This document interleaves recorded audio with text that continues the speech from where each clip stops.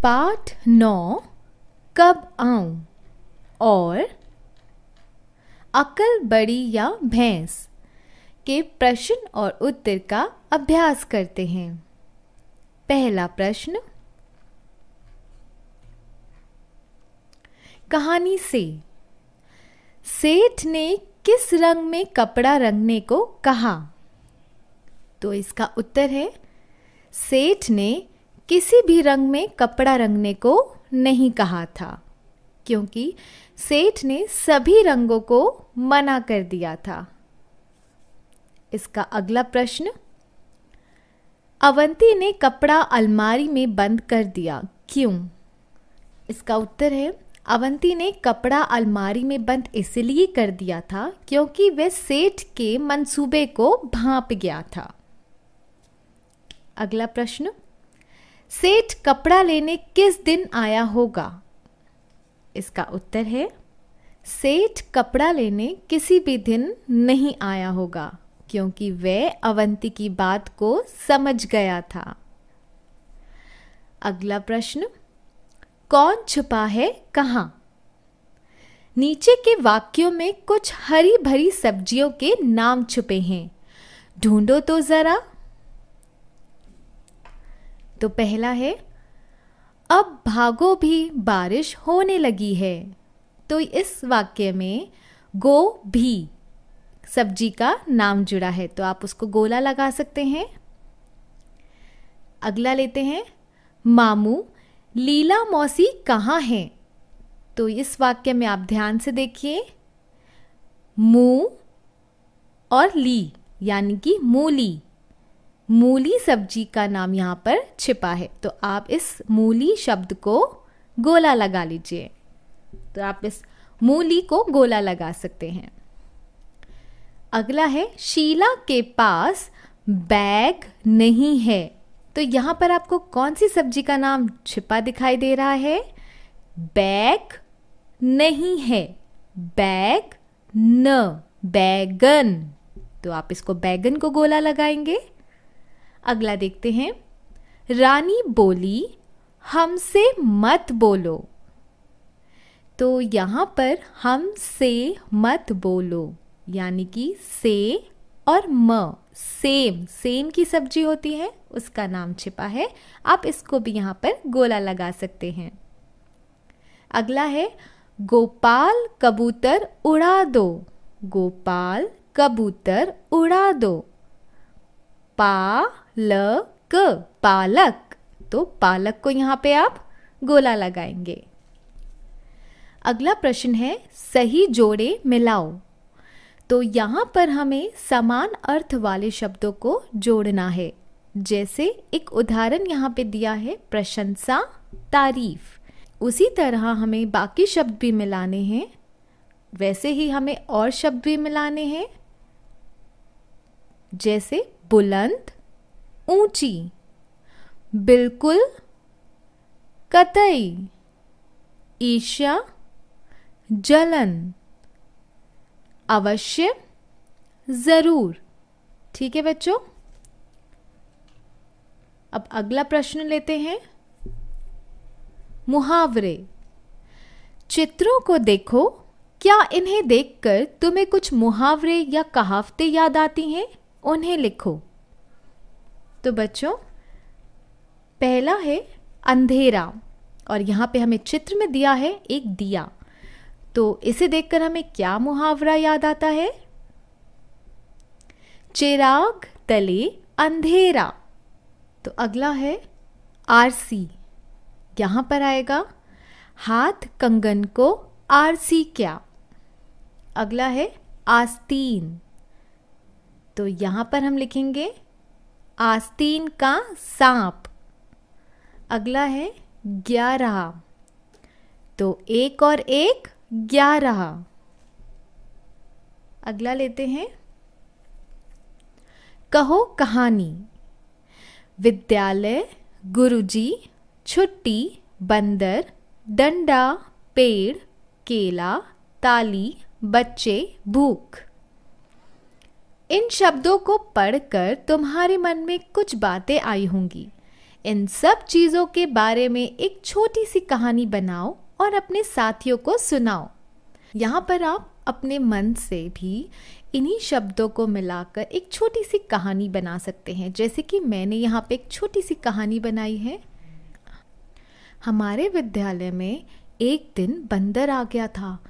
तभी जब थोड़ी देर बाद ही हमारी छुट्टी होने वाली थी, तभी वहाँ गुरुजी ने बंदर को देखा और डंडा उठाकर उसको भगाने लगे। वहीं पर पास में एक बच्चा केला खा रहा था। बंदर शायद भूखा था। उसने फट बच्चे से केला छीना और पेड़ पे जाकर बैठ गया और वहाँ बैठकर केला खाने लगा।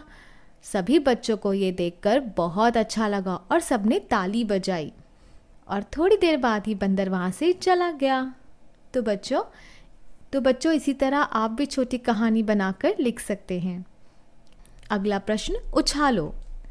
एक रुमाल या कोई छोटा सा कपड़ा उछाल कर देखो, किसका रुमाल सबसे ऊंचा उछलता है?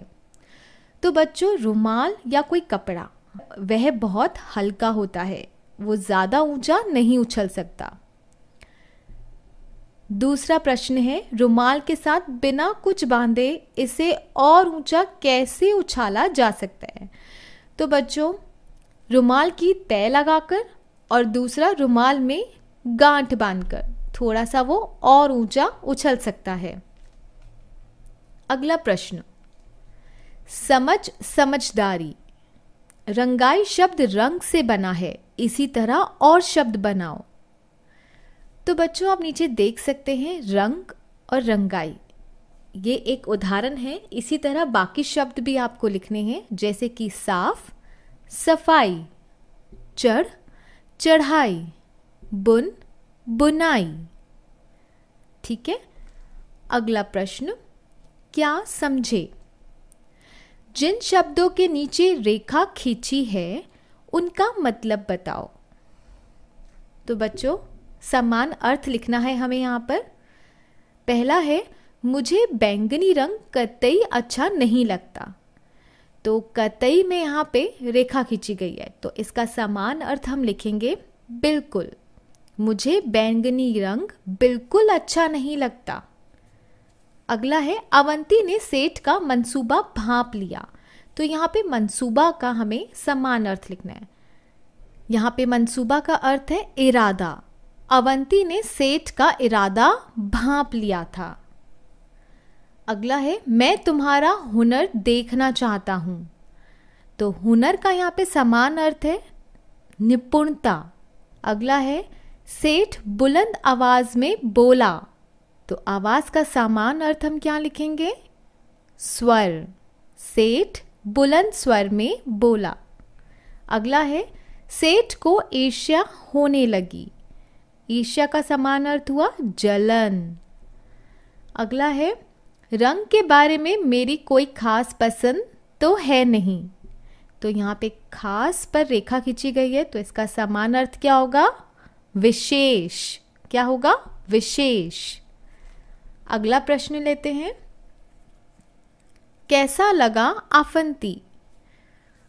आफंती के बारे में कुछ वाक्य लिखो। तुम उसके कपड़ों, शक्ल सूरत, पालतू पशु, बुद्धि आदि के बारे में बता सकती हो। तो बच्चों, आपको पता है यहाँ पे अफंती कैसा दिखता था, तो उसके बारे में हमें लिखना है। तो इसका उत्तर हम लिखेंगे, अफंती दिखने में एक जोकर जैसा था। ढीले ढाले कपड़े थे, सर पे एक टोपी लगाता था, बड़ी बड़ी दाढ़ी थी उसकी, बहुत अक्लमंद व्यक्ति था और उसके पास एक जानवर, एक गधा भी था। जोड़े ढूंढो।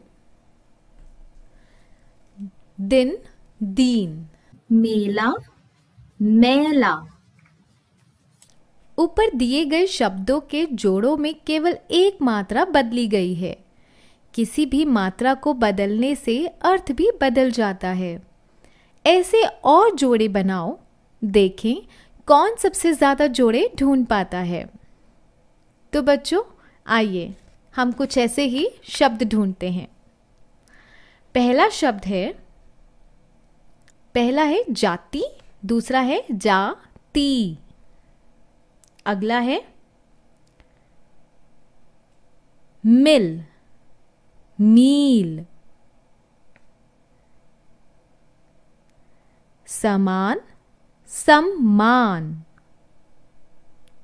पवन, पावन। छिन, छीन। पिला, पीला। ठीक है, इसी तरह आपको भी अगर कुछ शब्द मालूम है तो आप भी यहां पर लिख सकते हैं। अगला प्रश्न, कुछ कलाकारी। कब आऊं वाले किस्से को चित्रकथा के रूप में लिखो। तो बच्चों यह आप खुद से करने का प्रयास करें।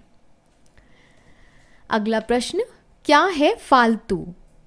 कभी कभी हम अपनी बात करते हुए ऐसे शब्द भी बोल देते हैं जिनकी कोई ज़रूरत नहीं होती। इसी तरह इन वाक्यों में कुछ शब्द फालतू हैं, उन्हें ढूंढकर अलग करो।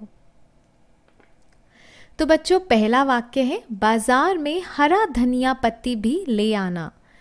तो यहाँ पे आपको फालतू शब्द कौन सा लग रहा है? जी हाँ, फालतू यहाँ शब्द है पत्ती।